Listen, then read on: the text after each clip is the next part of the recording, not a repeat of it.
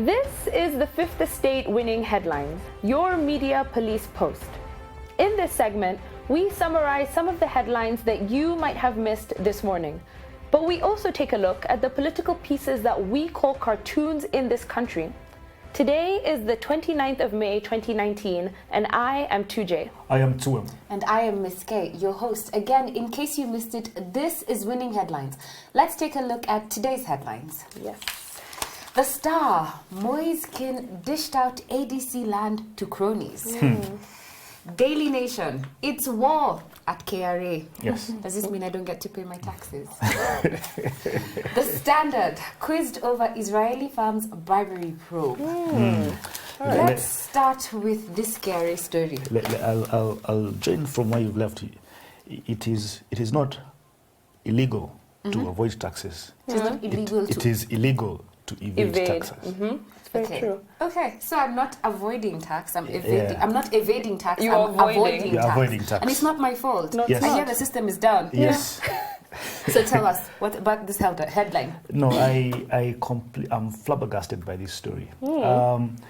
You putting in spies to spy on your employees, right? And you expect them, and on integrity grounds, and you expect them to outperform more than they did the previous year. I think I don't want to use a bad word, but it's not right. I would agree, but I do like the headline. Yeah. I think it's succinct, it's to the point, Yes. it's very effective. It also makes you pick up the paper because the context of the time is that we're getting ready to finalize our taxes. Yeah. And I want to know what's going on at KRA. However, I will say this, it is a very poor move to expose your spies. The whole point of them being spies is that they're meant to be secret. It is. So knowing that they're spies, I Yeah. think we all suspect they're spies everywhere. Yeah. But knowing who they are, exposing the fact that you have a particular number. Absolutely. But I mean, we could badly. compare this with situations in the US when Yes. they have their government shutdowns. It's similar to like this kind of ghost law that we're seeing happening right now when you're unable to have agreements on the upcoming budget, for the next financial year. I wonder what implications this could have. It's a danger having such a huge institution as KRA being sabotaged from below.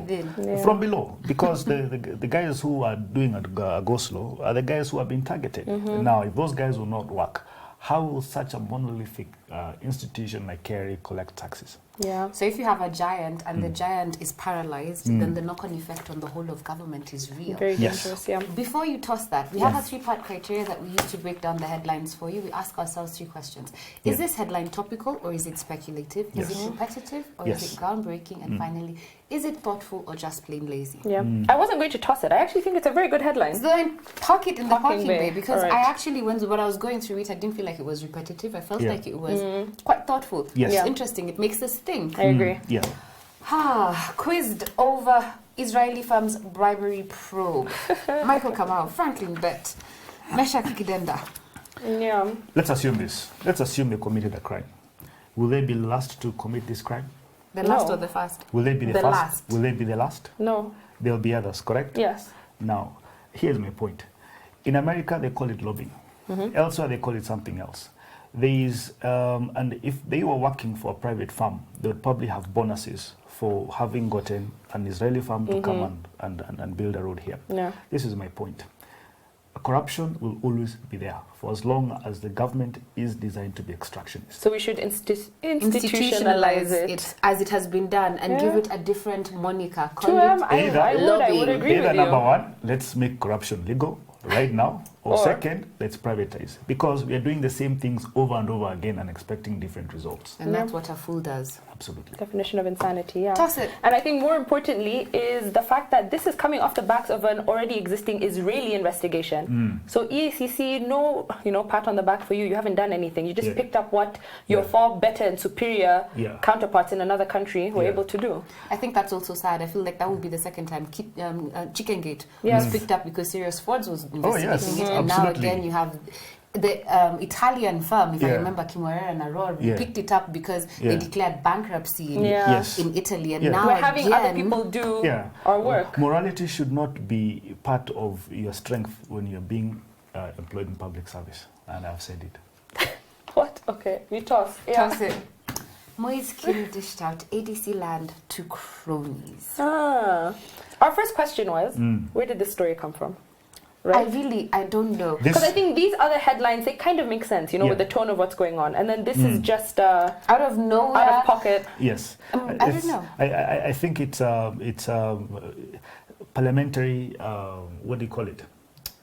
Investigation, right, as to how Kanu officials were allocated land by ADC. Yes. But then again, do you remember about, 2 weeks ago, former President Daniel Arap Moi was fined £1 billion Yes. for having encroached on someone else's land. Yes. All right. I remember that. Now, my suspicion is he is being revisited. So this is a domino effect. It's a domino effect. Yeah. Because of that one story, we've decided to unearth all previous stories. Yeah. Then I'll say what we said that time. Yes. This is a warning shot to all those in power. That remember, the Pandora's box has been opened. The Pandora's box has been opened, and you are in that box. Yes. Once the demons are out, you cannot bring them back. And Yes. if they are revisiting, they can keep revisiting. Oh, yes. Oh, yes. I think the consequences of this story is brilliant. I think the story itself is as well. Headline, not so much. They could have worked on the wordplay They better. could have, most definitely. You can toss it. It's what? KRA, Daily Nation, winning headline? I agree. I think it is. I agree. They're just giving us grants. Friday Nation. Friday's on the way. He's asleep. And on to our next segment, the political pieces that we call cartoons in this country. Yeah. Just like the headlines, we have a 3-part criteria that we use to break them down for you. We ask ourselves 3 questions. Is the cartoon humorous or is it dry? This one clearly is humorous. Yeah. Is the cartoon satirical or is it pessimistic? And finally, is the cartoon effective or just plain lazy? Yeah. This I love. Tell us why. What do you see? Because the bully is back. All right. Magoha caricature of CS Magoha, all right? He's a poolside. Dressed like a coach. Yes, and he's threatening people with a revolver and telling them, can you get your kids inside? Say, get your kids in there before I blow your brains off. And muted. Yes. And the name of this pool is CBC Competence-Based Curriculum Pool, CBC, all right? Some kids are enjoying it. Some kids are horrified. Others are drowning. Others are drowning. Others are floating, Others have floaters. I see a kid here smiling as a floater, I mean, here's the thing. The thing about shocking the system is some people will be averse to change, some guys will accept the change. Yeah, very true. But at the end of the day, change, I think, in this case, is beneficial to an educational sector. But then it begs the question, the fact that Gado drew him holding a revolver, is he telling us that Magoha is using force? Yeah, he brought a gun to a knife fight. Or is there even a fight to begin with? But I don't think there's a fight. There's a reason why he brought the revolver. Okay. It's because Wanjiko would not budge without, some sort of force. But there are the teachers who Wanjiko takes her children to every morning, already throwing those kids deep into that pool. Yeah, because if they don't, they'll not get paid. Baptism by fire, yeah. So they have to be shocked into the system. Yeah, I think it's a good cartoon. Yeah, I think it's pocket in the parking bay. Let's see what else is around it. Okay. This is what? Daily Nation. Yes. Ndula. This you also love. This I love. Today's a good cartoon day, I think. Yes. I think so. Caricature of the Brotherhood of Law. Yes. Kinoti DCI, ODPP Haji, and EACC Tolib. And Tolib is carrying his rollover waiter. He's carrying some a cocktail. Let's say it's cocktail. Okay, Kenyans love cocktail. And then ODPP is rolling out the carpet. And this Kinoti, I don't know that he can play violin, but in this He's instance, multitasking, which he's been doing very well. Very, very well. Yes. Yes, this is perfect makaribisho, By the same time, playing out his violin and fanning. Who's walking down the... So the person who's walking, being welcomed or being arrested, as he pointed out there, is Governor of Kiambu, Waitito. Yep. I know Waitito's stance. He's very happy as he's going down with yellow tie, yellow hat, yellow socks. So it's an ode to. And by the way, the reason it's yellow is because he has gone full DP. Oh, I'm telling you. Yeah. Now, the context of this is this. Well, what does the caption say? Governors demand for dignified arrest. And this is the position of a Council of Governors. Yes. That you cannot put a governor in the boot of a Subaru Outback like a goat. All right?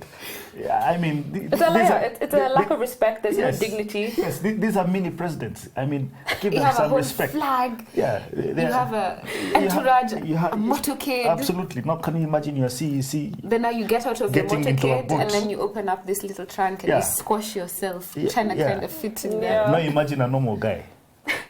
The normal guy, do you think you have the dignity? There's no dignity for normal guys. But I think what I love that Ndula has done is he's taken this request for dignity and he's over-examinated it. Yes. I love it. I think that's what's so fantastic about it. But the shock value of this is this guy playing a violin. He's a man of many talents. Do you think he can? No, not at all. What do you think he plays? What is that thing for? Like the harmonica. I know he plays that one. He probably plays with sticks, but it's fine. Let's look at... Or kayamba. No. Ding. Let's look at the star. You'll be arrested. I said nothing. Right. Caricature of Henry Rotich, dressed as a waiter, serving Eurobond 2. Right? And the person he's serving is, wow. A big severely overweight. GOK. And he says, that was some good Chinese starter. And don't forget the World Bank dessert. I think this is in poor taste. Okay, so this is what I think. You had to breathe like that. I had to find the energy from above.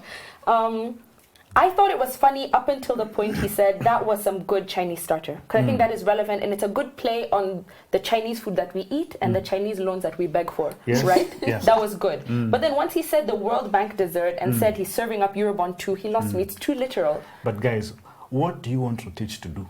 Rotich is only serving someone, he's serving his master. Yeah, he's helpless. You can see his face. You can see his face. Yeah. But I have this question. Yeah.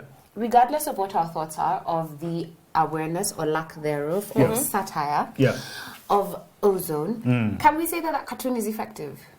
It is effective.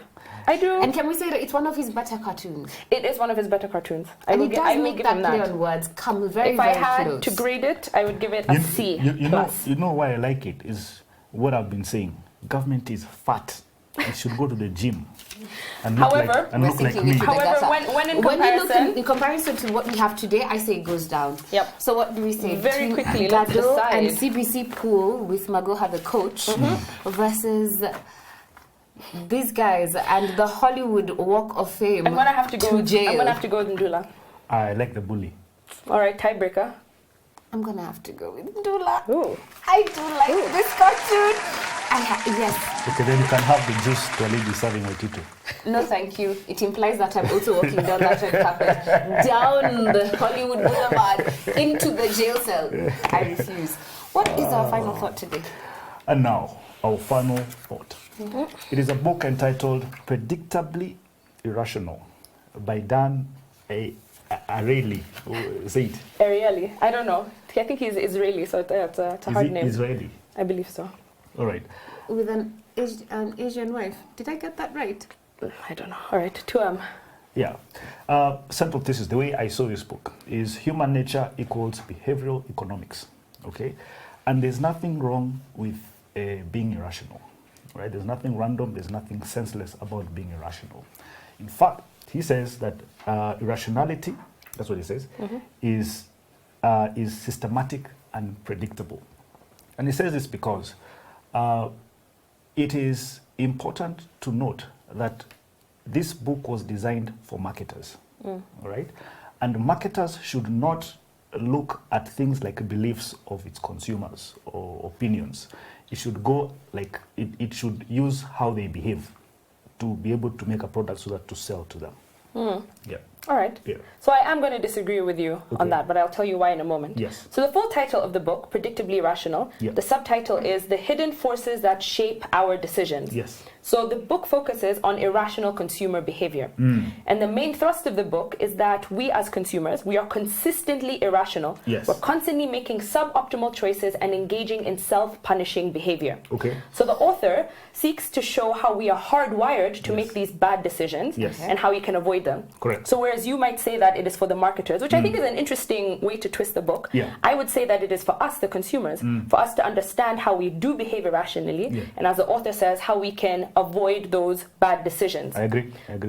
You agree or you I agree. Swing, you see, when you see it from the beginning, and that's why he says the marketers should not follow what people think. Yeah. I mean, what people believe in or their opinions of how they see themselves. Yeah. They should actually look at how they behave. And there's somewhere he says about a consumer sacrificing his personal gain in order to satisfy public image. So he's telling marketers, don't look at that sacrifice, because at the end of the day, he's not going to sacrifice to use his to go for his sacrifice.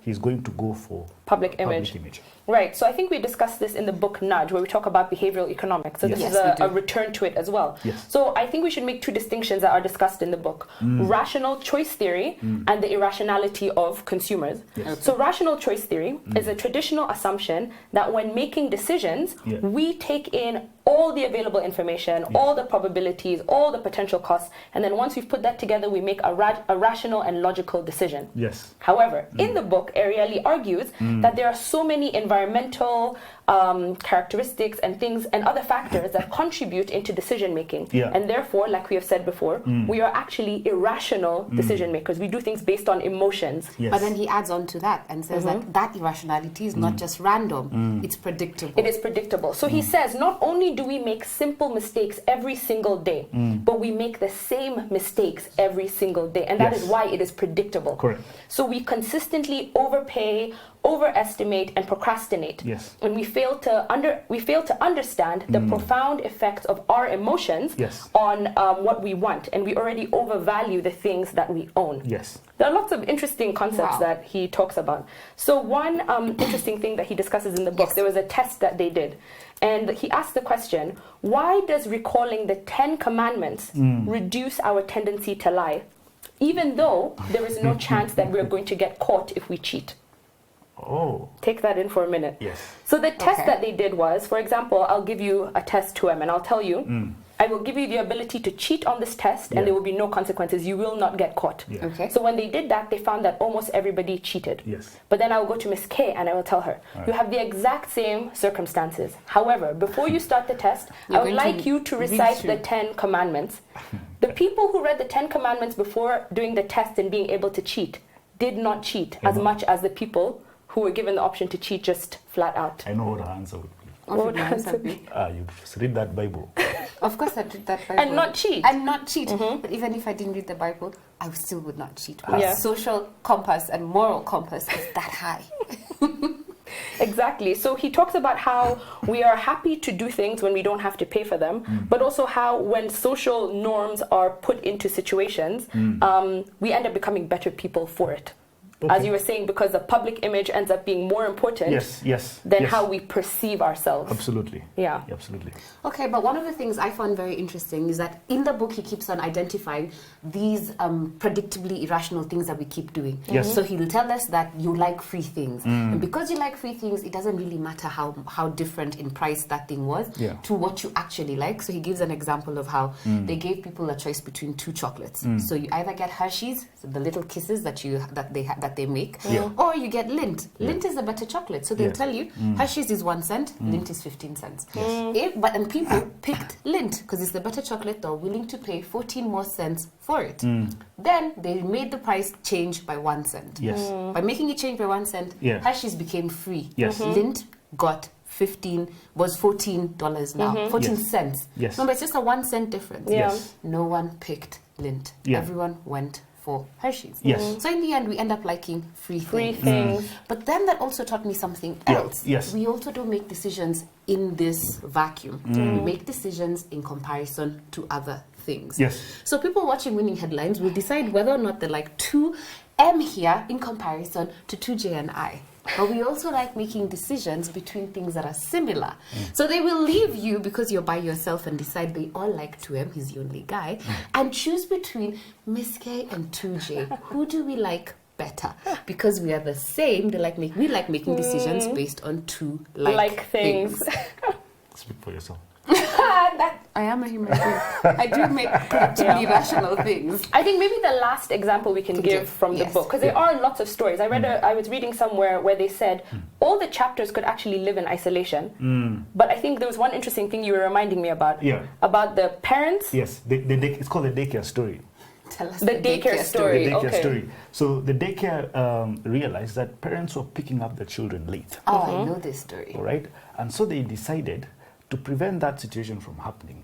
They will fine the parents. All right, and they came up with a fine, and they started fining the parents. That if you come late, yes, you pay a certain amount of money. Do you know what happened? It never changed. They still picked up their children. In fact, I think that they picked up their children even later. Even more, yes. But it is because the punishment they saw as a fine, they accepted it as it was enough. Just a cost. It's just a cost of picking the children. So before it was immoral to pick up your children late. Yes. Now they had justified picking up your children late, and all I have to do now is pay for a small fine. Yes. So that paying that they did made them feel a little bit better and assuaged that guilt that they had for picking up their kids late, and it validated. Absolutely. So it was a trade-off. Absolutely. Social wrong. Yes. Cost. Absolutely. And in that case, it's the school that ended up acting irrationally, and the parents who were doing the rational thing by saying a small cost over a moral pang in my heart. I'd rather the cost. Yeah. But there's something we were saying earlier. What? Do you remember the decoy effect? You have a food menu here. Yes. And then the owner of the restaurant, he knows he's placed food prices here so high. Yes. But he knows you're going to look on this side because the food prices are so low. Yes, Arabic reading of the menu. You start with the price and go back to what it was. Yes. And you know what that reminds me of? What? 2013. Now we are going to cross all the way to political things. Wow. Right? Take us slowly. Okay. Let me try and see what you're trying to say. Is it so before I said that, what you're calling the decoy effect is what I was saying, that we don't make choices in isolation. Correct. We make them in comparison to something else. Yes. So I will make a decision on whether I will buy this food because there's another food I can compare it to. Yes. So a chef who has a menu and he wants to drive up the people buying his second choice will put a high-priced entree on the menu, knowing full well that people will disregard that one and pick the second choice, which is what he wanted to begin with. Absolutely. So are you trying to say that in 2013 we were given a decoy? Yes, and the decoy was none other than Musalia Mudavadi. and the owner of that decoy was a former president. I don't want to say his name. A choice architect. Yes, and he placed him here as the solution to candidates who were perceived not to be So when we went to the ballot box, we didn't make a decision for Musalia Mudavadi, Raila Odinga, or Uhuru Kenyatta. We made a decision by comparing the three to each other. But you know, and by having the decoy there, we then drove up traffic to Uhuru Kenyatta and Raila Odinga. And I want to get to the detail of it. The reason why Musalia was a decoy, the consumer of that decoy was Gema.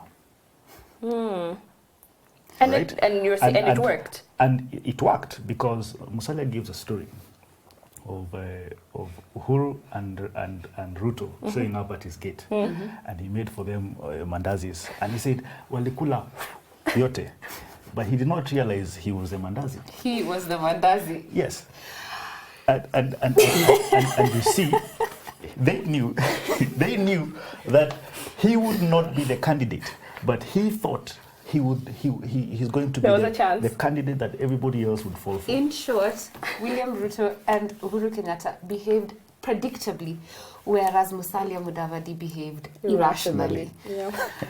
This is winning headlines on a day when we had... I think this is the third time in a row. No, I'm finding this random. Every time I get here, I realize that the Daily Nation has given us both, or the Star. Today, the Daily Nation has given us both our winning headlines and our winning headlines.